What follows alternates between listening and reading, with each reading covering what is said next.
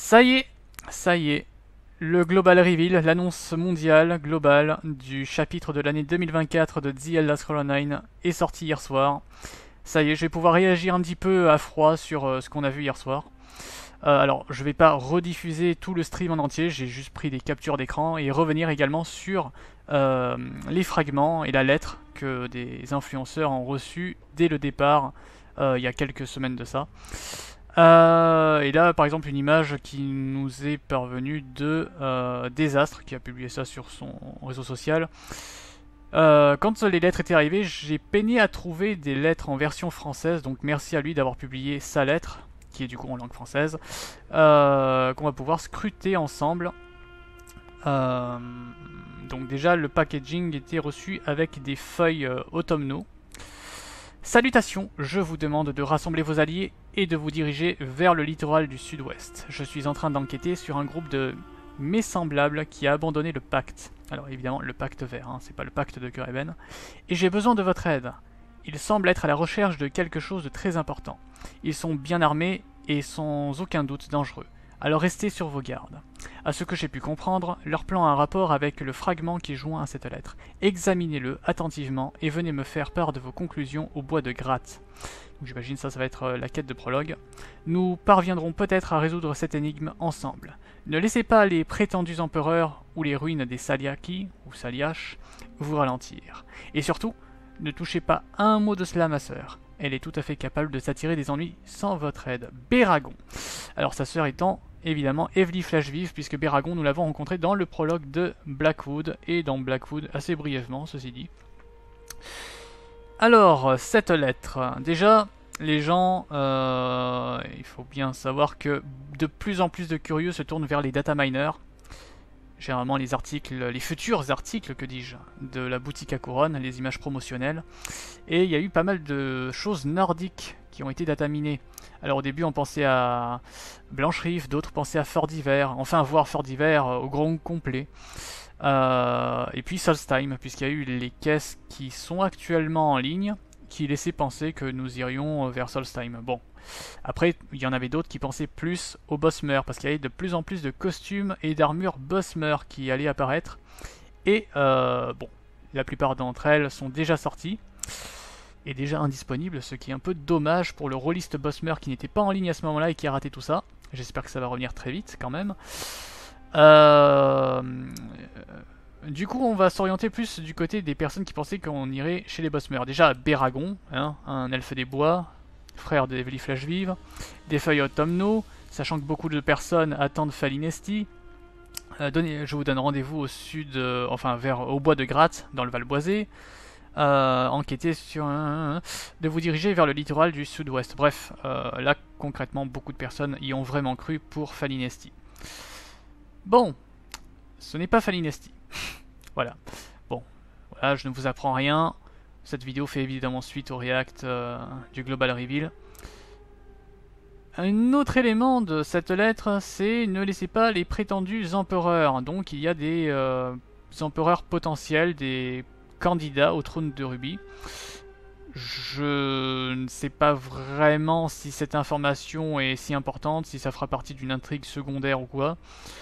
Ou les ruines des Saliash, donc les ruines Éléides, ce qui est tout à fait logique, que ce soit en Val-Boisé ou un peu plus au nord, la région où nous nous dirigeons, la Colovie.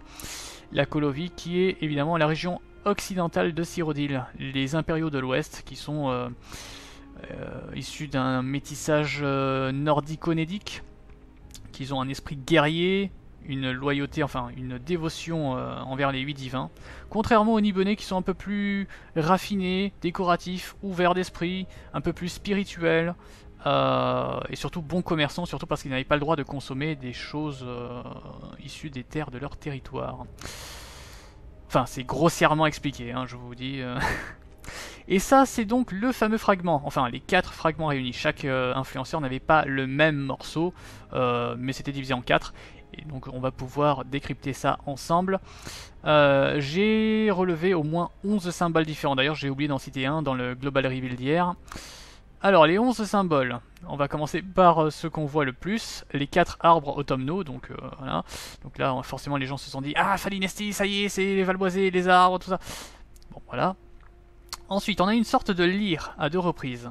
Alors, on ne savait pas vraiment si la lyre était à part ou si elle était intégrée avec cette espèce de portail doré. Donc maintenant, on sait, grâce au trailer CGI, que le bâton reprend le design de ce portail doré avec la fameuse lyre en son sommet. On a ça. Le portail d'ailleurs qui rappelle quelque chose, un portail sans doute lié à Itelia que l'on repère dans les archives infinies, pour les plus observateurs en tout cas. Qu'avons-nous ensuite? Nous avons à 2 reprises cet emblème qui n'est pas sans rappeler l'emblème de la tombe du fin fond. Petite anecdote, alors je ne sais pas si elle est vraie, hein, ceci dit, donc prenez des grosses pincettes. La tombe du fin fond, qui a des structures qui rappellent vraiment celles des Rouge-Gardes, était à l'origine dédiée pour un chapitre Rouge-Garde qui a été annulé du développement. Alors ce qui est dommage, je ne sais pas vraiment pourquoi ça a été annulé, mais bon, il doit y avoir des bonnes raisons, je suppose. J'espère en tout cas qu'on ira à Martelfell bientôt, à Kefren en particulier. Du coup oui, un chapitre Rouge-Garde a été annulé et les structures ont été recyclées pour la terre du fin fond. Ceci dit, retrouver ce symbole de la tombe du fin fond maintenant est assez curieux. Est-ce que la tombe du fin fond est liée à Itelia? Ça c'est une spéculation. Bon, voilà. Ensuite, nous allons commencer par ce symbole qui fait très Éléide. Je ne sais pas concrètement qu'est-ce que ça peut représenter, si ce n'est des Éléides, mais est-ce que c'est un symbole d'une ville quelconque? Ça reste à voir. Cette ampoule, c'est le symbole de l'ordre de la lampe, un ordre de chevaliers qui protège la guilde des mages. Une sorte de symbole stylisé de la guilde des mages, à moins que ce soit le symbole du nouveau système, l'écriture, pour créer des sorts. Enfin, créer des sorts. Surtout personnaliser les actions, il me semble.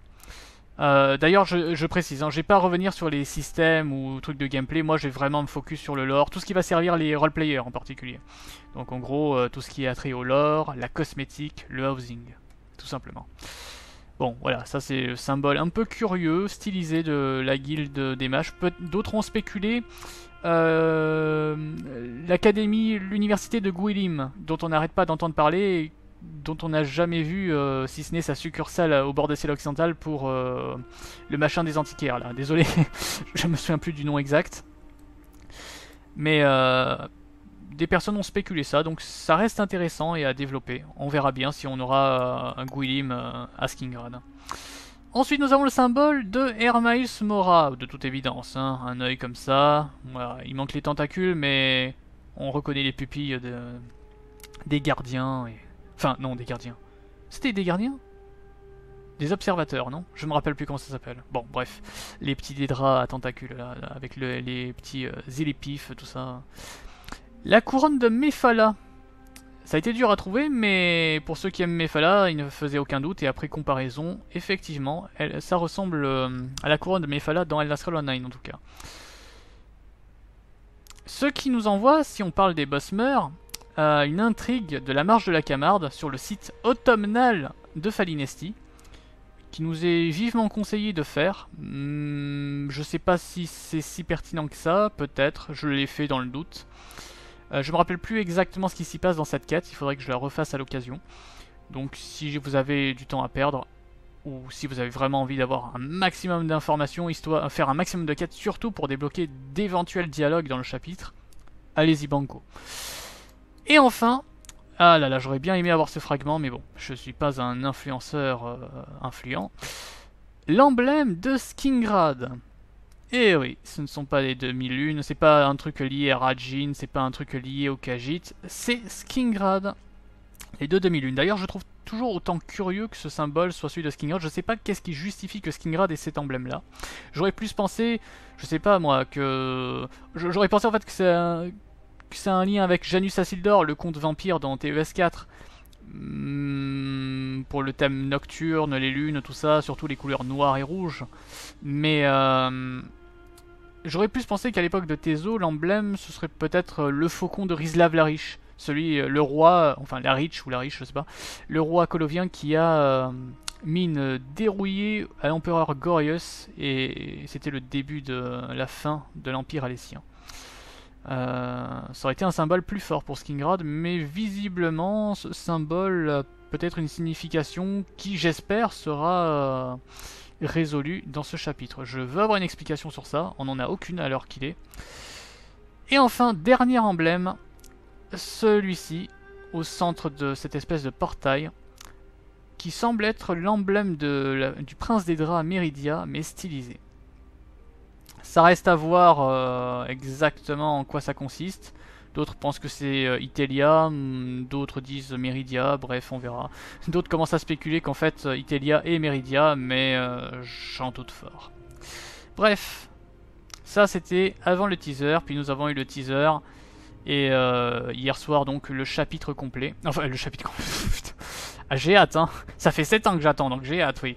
Non, nous avons eu le trailer CGI complet, avec cette espèce de ruine Éléide qu'on repère au loin. Alors je pense, maintenant qu'on sait que c'est la Colovie, est-ce que c'est Miss Carcan? Non, ça ressemble pas à Miss Carcan.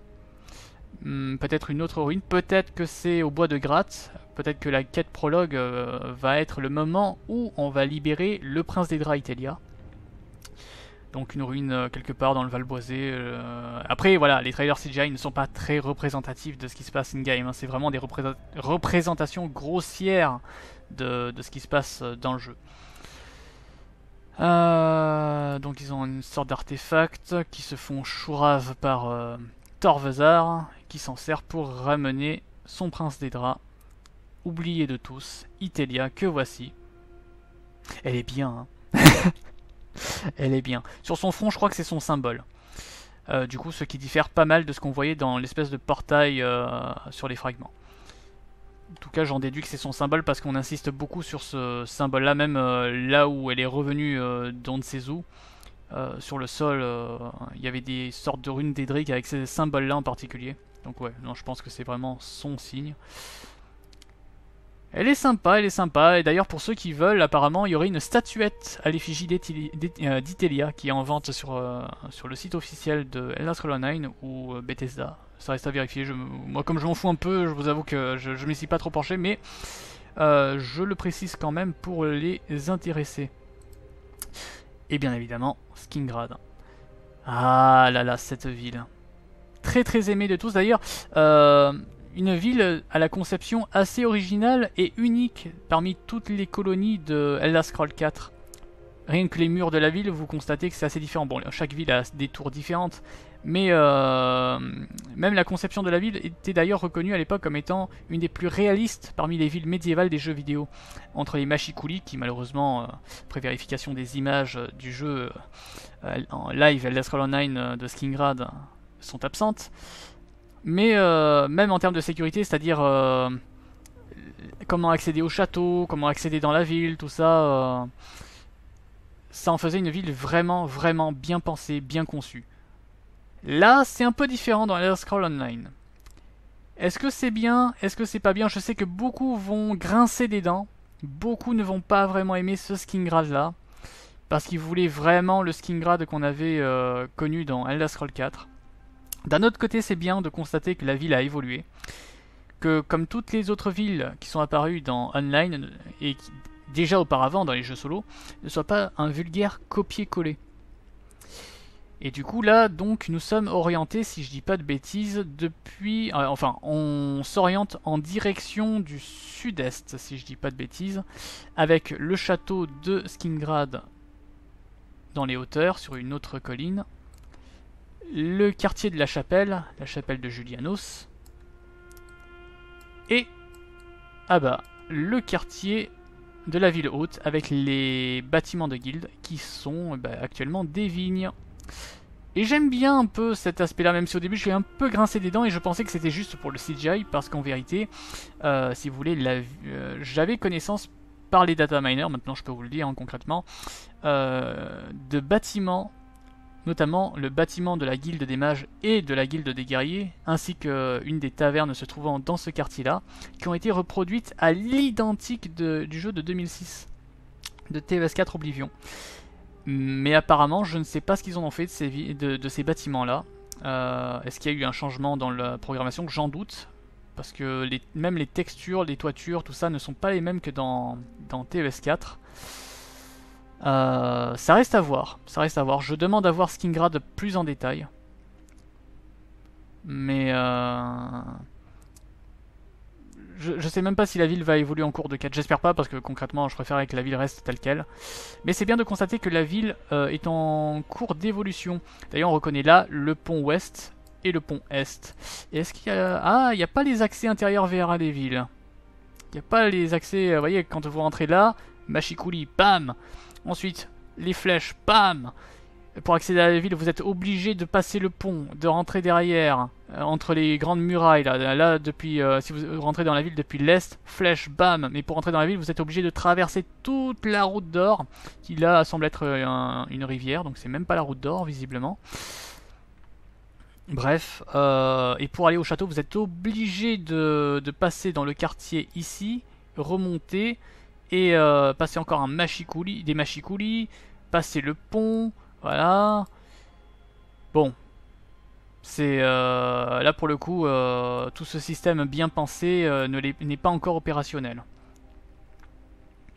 Je suis vraiment curieux de voir par où passe la route d'or, parce que visiblement, la route d'or a dû être réaménagée. Mais enfin, je sais que le Skingrad initialement prévu dans le jeu, pour une zone aventure qui s'appelle les Hautes Terres Coloviennes, reprenait plus ou moins le Skingrad de 2006, mais avec des structures du jeu de base bretonnes. Je ne vous cache pas qu'entre des structures bretonnes et ce Skingrad là, je préfère largement ce Skingrad là, hein, on va pas se mentir. Et voilà donc la carte de Tamriel mise à jour. Alors c'est pas la carte qu'on va voir in-game bien sûr, c'est la carte qui nous présente toujours à tous les Global Reveal. Et voilà donc l'étendue du territoire du chapitre, donc ce sera sans doute la Colovie sans aucun partage. Je n'ai pas entendu parler de territoire souterrain, pas de territoire d'Edric, uniquement la Colovie qui sera mastoc. Franchement ça me fait plaisir que ce soit toute la Colovie et pas juste un petit morceau. Je pensais qu'ils allaient ignorer ce coin là, avec la fameuse ville de Such, hein, qui a été malheureusement annulée du développement final de TES4. Elle n'est pas notifiée, j'espère qu'elle sera là, peut-être que ce sera malheureusement un donjon public, j'en sais rien. Skingrad en tout cas sera la capitale. Skingrad qui est une assez petite ville dans le jeu de 2006 quand même. Dans Oblivion c'est une assez petite ville et le fait de le réaménager, je pense que ça justifie aussi en partie pourquoi est-ce que... où installer les maisons de guildes, où installer aussi la place du marché, tout ça. Quand je regardais le jeu de 2006, Skingrad, c'était un vrai casse-tête pour voir, à la limite peut-être autour de la statue de Rislav Larich, mais ça me semble un peu compliqué quoi.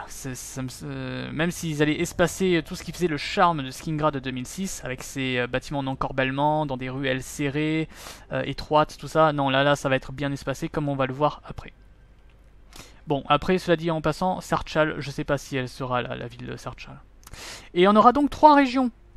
Certes, toute la région s'appellera le Westwild, le Wild occidental, qui a été renommé comme ça récemment dans le jeu, parce que jusqu'à une mise à jour assez récente, c'était encore la forêt occidentale. Mais on est revenu au classique Wild occidental de 2006. Je me demande comment est-ce que tout ça va être... Bon, bref... Le Wild occidental donc, et on aura 3 sous-régions. La région de la route dorée. Bon, je sais pas pourquoi est-ce qu'ils ont appelé ça, parce qu'à la limite ils auraient pu appeler ça vraiment le Wild occidental quoi. Forestobe donc, qui a une histoire assez particulière et relativement récente si j'ai bien compris. Et les hautes terres coloviennes bien évidemment. Voilà une petite vue sur Skingrad. Visiblement on va pouvoir accéder au château depuis une autre route. Ce qui est un peu déroutant, sans mauvais jeu de mots. La chapelle de Julianos. Et beaucoup de bâtiments. Je me demande si c'est pas les bâtiments un peu, comment dire... si ce ne sont pas les mêmes... Alors pas exactement les mêmes, mais les structures similaires à ceux qui sont un peu moins construites durablement dans le jeu de 2006. Dans le quartier de la chapelle, on a quelques bâtiments qui sont bien moins conçus que les autres. Je me demande si elles ressemblent pas à ceux-là. Enfin que c'est à peu près la même conception. D'ailleurs, les développeurs ont présenté ces structures à travers toute la Colovie comme étant du colovien classique. Voilà, quelques vues hein, avec les fameuses vignes. Je crois que ça c'est le... On est sur l'emplacement de... C'est curieux, est-ce que c'est Skingrad ça? En vérité? Je sais pas si c'est Skingrad, hein, parce que la chapelle a l'air très très proche. Ce serait pas Such ou Sarchal? Bon, en vrai j'en sais rien, mais j'ai vraiment envie que ce soit... Bon, là par contre, là oui, là c'est Skingrad. Ouais. Avec la nouvelle version de l'emblème de Skingrad. Très très joli. Très très sympa. La chapelle de Julianos. Il n'y a pas de statue aménagée devant. Ah si, quand même un petit truc... Ah, c'est beau, c'est beau. C'est pas exactement la même architecture qu'on retrouve dans le jeu de 2006, qui était vraiment bien pensé, bien détaillé, même les textures, hein, pour du 2006, ça a bien vieilli cette ville. Il n'y a pas de machicoulis, malheureusement.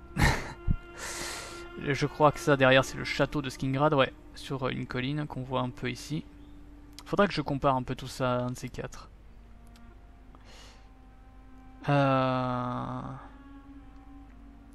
Bon après, normalement les Coloviens sont bruts de décoffrage, ils sont pas très décoratifs et raffinés comme les Nibonnais, mais le jeu de Tezo aime bien un peu rendre décoratif toutes les capitales de chapitre.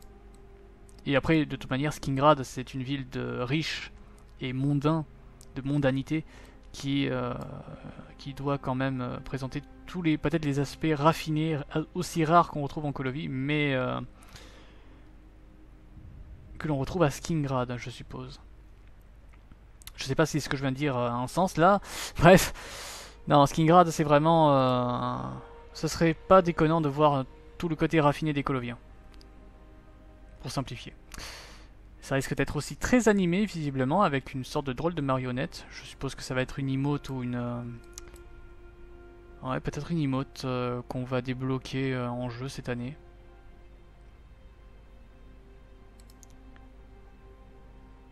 Ah, en vrai, je sais pas si c'est Skingrad. Hein. On voit pas de bannière. Ah oui, non, non, oui, si, je pense. Attendez, je reviens exprès derrière. Oui, non, c'est Skingrad. La chapelle est bien orientée. Oui, non, c'est Skingrad, c'est Skingrad. Je pensais que c'était la face avant, mais non, c'est la face latérale droite. Non, gauche. Non, droite. Et du coup, on peut voir un peu les structures de Skingrad à l'époque de Tezo. Et c'est bien d'être témoin finalement de l'évolution de la ville entre Tezo et TVS4. Sachant qu'il va y avoir normalement un TVS4 remaster, enfin j'espère un remake plus qu'un remaster, mais... Oh, une nouvelle tente que je n'ai pas vue, que j'ai pas souvenir d'avoir vue ailleurs d'ailleurs. Et il semblerait qu'il y aurait davantage de patrouilles équestres, qui commençait un peu à y en avoir dans l'île haute, mais assez rare. Il n'y en avait qu'un seul dans la baie de Gonfalon, deux immobiles dans Galen, il me semble. J'espère que là il va y en avoir un peu plus. Voilà. Une autre vue sur la ville de Skingrad avec le château qui là pour le coup a l'air vraiment d'être très très haute, contrairement à tout à l'heure. Ça c'est la banque. Oh là là. Non vraiment, hier soir j'étais comme un ouf. J'étais comme un ouf, j'ai juste envie de me faire geler et qu'on me décongèle dès que le chapitre sort, hein, parce que je vais avoir du mal à attendre. Ah, ce bâtiment que j'ai vu sans les textures par les data miners, oh, il est tellement bien le rendu final. Je comprends mieux pourquoi est-ce qu'il est un peu cassé, ceci dit, le bâtiment. Un peu abîmé, amoché. Et je suppose que ça, donc, parce que Skingrad est situé dans la zone qui s'appelle la Route Dorée. Et là, nous sommes sans doute dans Forestaube. Qui, du coup, je sais pas quelle colonie c'est censé représenter. Mais s'est fait envahir en une nuit par les jungles envahissantes de Valboisé. Et du coup, pour le plus grand désarroi des Coloviens qui se disent « Qu'est-ce qui s'est passé? Bordel de merde !» C'est pas Béragon, ça? Oh, peut-être que c'est Béragon. Voilà, donc ça doit être l'environnement. Je pense que c'est vraiment pour faire bien patienter les bossmeurs en attendant. Parce que avec ça, c'est évident qu'il n'y aura pas de Falinesti avant quelques années. Allez, comptez au moins 2-3 ans. Mais là, concrètement, il va y avoir une bonne partie de la colonie qui va satisfaire les Bossmer Enjoyers. Écoutez, c'est très bien comme ça. Alors, je sais plus comment s'appellent ces Bossmer, mais c'est ceux qui peuplent la Forestaube. Ils portent des costumes et des tenues déjà connues. Ah non, là, il y a le fameux costume qui est sorti lors du dernier event. Et qui, du coup, si vous voulez l'acheter dans les boutiques de guild, risque d'être assez cher. Bon, alors, je n'ai pas d'image là maintenant pour cette vidéo, mais je sais qu'il y a des images promotionnelles qui ont fuité et où on voit de nouvelles armures Bossmer qui sont vraiment sympas. Il n'en tient qu'à nous d'être patients, très très patients. Et ça, c'est les hautes terres coloviennes. Alors, j'espère que ça va pas tout le temps. Alors, je me demande si c'est pas juste un coucher de soleil ou un lever de soleil, juste pour accentuer le côté automnal de la région. Mais si c'est tout le temps comme ça, on va avoir mal aux yeux, les gars. On va vraiment souffrir. Au début, ça va être oh, c'est bien, et au bout d'un moment, on va avoir mal à la tête. Et ça, c'est la nouvelle grosse monture qu'on peut débloquer avec la collector, qui a une sorte de queue de scorpion. Je sais pas ce que c'est. Je sais juste que la description, enfin la description de la monture est faite par un personnage qu'on affronte dans la marche de la Camarde indirectement. Enfin, il faut penser à l'abattre surtout. Je sais plus quel grade, Fostarius, je crois, de la Légion du Wild Occidental. Ça encore, c'est les hautes terres coloviennes. Territoire où il y aura donc des campements impériaux, mais aussi des ruines éléides avec des structures. Alors beaucoup de ruines éléides, hein, mais surtout des structures inédites. Pour une fois, ça y est, enfin, un peu d'amour pour les éléides. Il était temps. Je suis vraiment curieux de savoir qu'est-ce que ça va être, à quoi vont ressembler ces structures surtout. Je me demande surtout aussi quelles vont être les maisons qu'on va avoir en housing. Alors bon, là on a des structures éléides classiques que l'on connaît déjà. Et j'imagine qu'ils veulent nous laisser la surprise. Ou que j'ai pas fait vraiment gaffe au screen que j'ai pris. Et un vignoble colovien avec cette espèce d'emblème. Franchement, j'aime beaucoup. Oh là là là là. Oh là là là là là là. Oh là là, j'ai tellement envie. J'ai tellement envie d'y aller déjà. Et des courses impies. Oui, ces fameux oiseaux qui, quand vous les suivez, poussent des cris bizarres. Plus besoin d'aller à Redlawn, plus besoin d'aller au débarcadère d'Abba. Non. En Colovie, il y en a. Je vais pouvoir passer une après-midi entière à aller pourchasser. Non, je déconne bien sûr. Mais j'ai quand même mis cette image juste pour ça. Ça fait plaisir. C'est con, mais... bah voilà. Quand t'as rien à faire. Alors je sais pas quelle forcer, mais concrètement, j'ai très envie de... J'ai très envie de savoir ce que c'est. J'espère qu'il y aura un livre, une sorte de registre de toutes les légions impériales pour connaître leurs commandants, leurs dernières affectations, pour voir où est-ce qu'ils en sont. Bon, visiblement là ils se sont pris une branlée par les Dédras, je suppose, de Itelia. Une sorte d'Atronac de fer miroir. Qui est bien dans le thème de Itelia, hein, miroir. D'ailleurs, je crois que son royaume d'Edric est appelé les Landes de Miroir, un truc comme ça. Mirror Moor. Et ça, donc, ce sont les différents alliés que nous allons avoir dans ce chapitre, qui ont été présentés lors du Global Reveal. Donc, on retrouvera l'Eramil, qu'on a rencontré l'année dernière. Béragon, le frère de Evely, forcément. Fénorian, le vampire, de la maison Corbeguet, qu'on rencontre dans Greymore. Et Mizik Tonbot, comment on appelle ça déjà? Un espèce de Sherlock Holmes, détective privé, qui agite, un boulet surtout, mais je suppose qu'il va s'améliorer, j'en sais rien. Qu'on rencontre dans le Nord d'Elsewhere à Fort-Rivière. Et au milieu, un nouveau personnage. Alors je me rappelle plus son nom, une tribunesse. Alors j'aurais pensé une tribune, mais non, apparemment c'est tribunesse. Et au service du comte de Skingrad. et j'ose donc espérer que le comte est un allié. Fort bien. J'espère qu'elle sera faite en invité surtout. J'ai bien envie d'avoir un peu plus de légionnaires dans mon housing. Et voilà, qui dit comte de Skingrad, ça y est. Je suis content, j'avais peur parce qu'à Necrom, si vous voulez, ce qui semble être le bâtiment administratif, là où il y a le leader de Necrom dans le chapitre qui lui est consacré, les portes sont verrouillées. Du coup, on ne sait pas qui dirige la ville. Et l'autorité, la plus haute autorité qu'on rencontre dans le chapitre Necrom, dans la ville même, c'est cette espèce d'ordre des morts, là, je sais plus comment ça s'appelle précisément. Ordre monastique qui s'occupe de... Bah, tout simplement des morts. J'ai pas d'autres termes. Voilà. Et du coup, ouais, non, c'est vrai qu'on ne sait pas vraiment qui dirige la ville, et c'était un peu ma crainte dans cette saga liée à Itelia.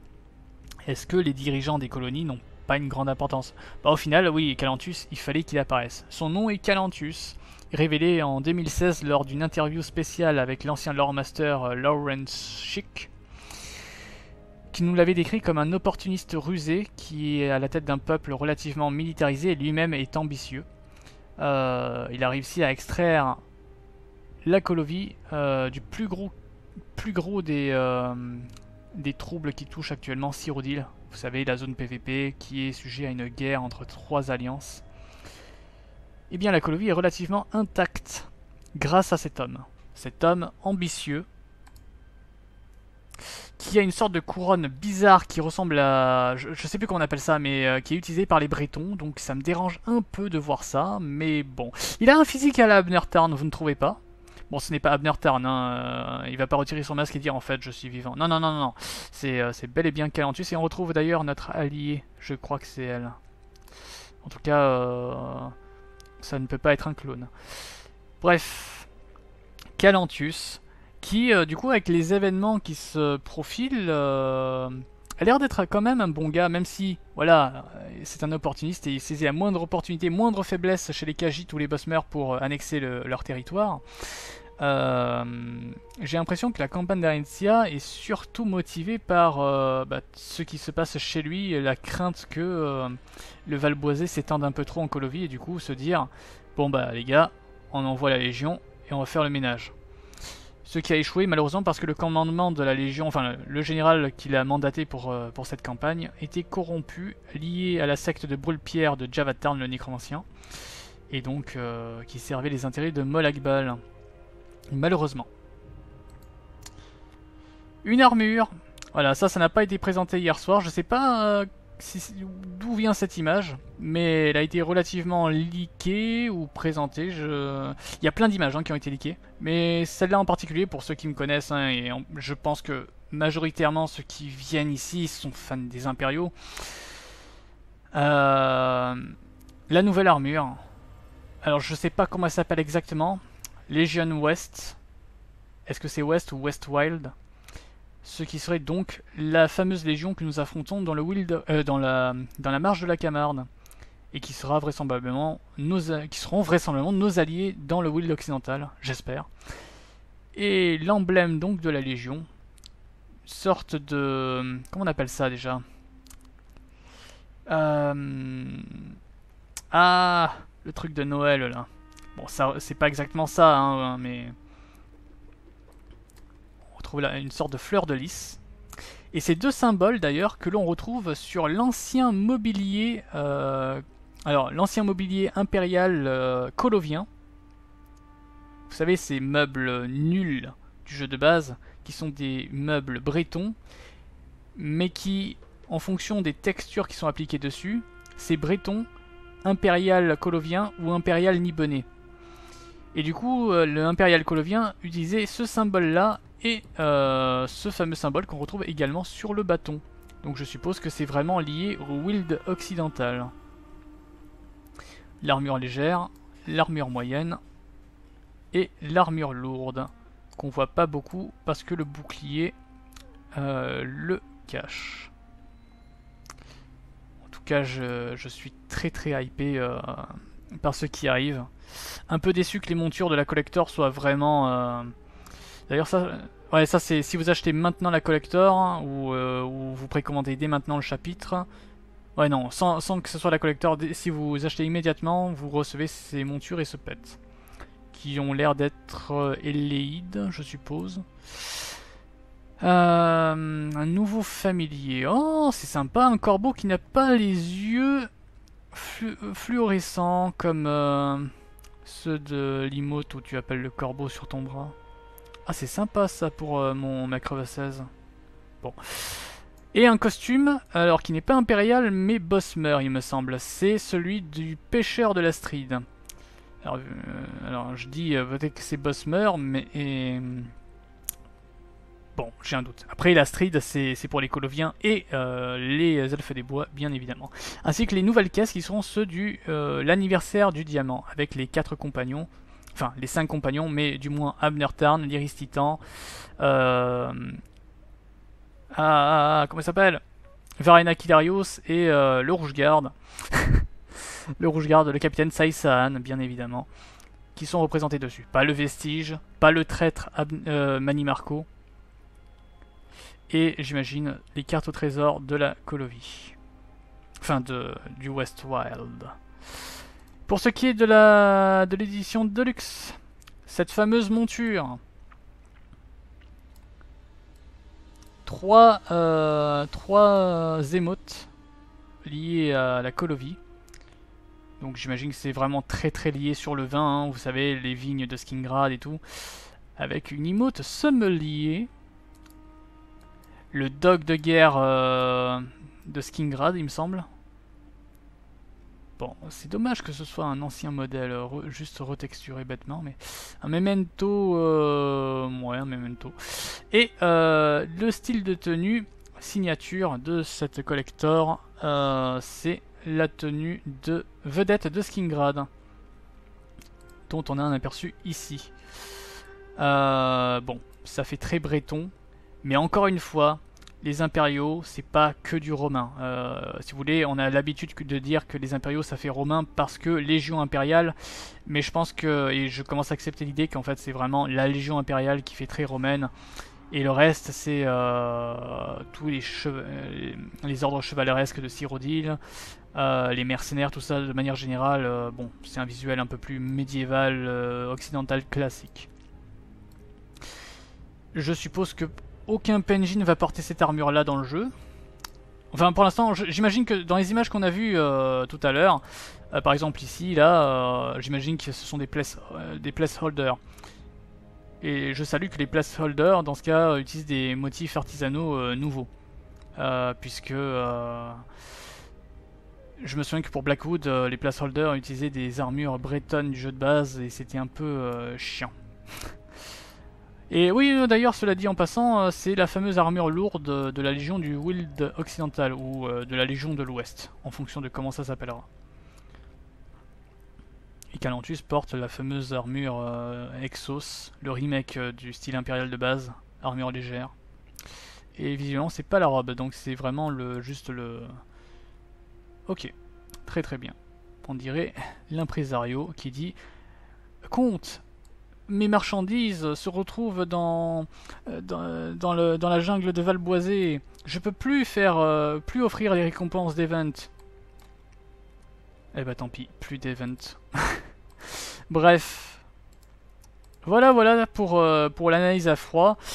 Bien sûr, on n'en sait pas plus, malheureusement, à l'heure qu'il est, en termes de structure, de maison housing. Il y aura une chambre d'auberge à Skingrad, bien évidemment. Après, qu'est-ce que ça va être? Un fort impérial? Un manoir impérial dans Skingrad? Une maison Bosmer? Ou même Elleid? Une petite ferme colovienne? J'en sais rien. Et sachant que la région est très grande et qu'ils avaient dit que voilà, ils feraient quelque chose d'assez gros, je me pose des questions.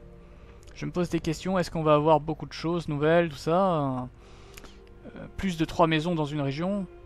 Ça reste à voir. Bref, j'espère que cette vidéo vous aura plu. Mettez un pouce bleu. Bon, je vais pas dire ça quand même. Hein. On s'en fout un peu. Bref, j'espère que cette vidéo vous aura été utile, que vous avez apprécié. Moi, je suis hypé comme jamais. Si vous êtes un impérial, soyez présent day one. On va envahir Skingrad et foutre dehors tous les protagonistes des alliances qui veulent du mal à notre très cher Colovia natal. Allez, à bientôt à tous.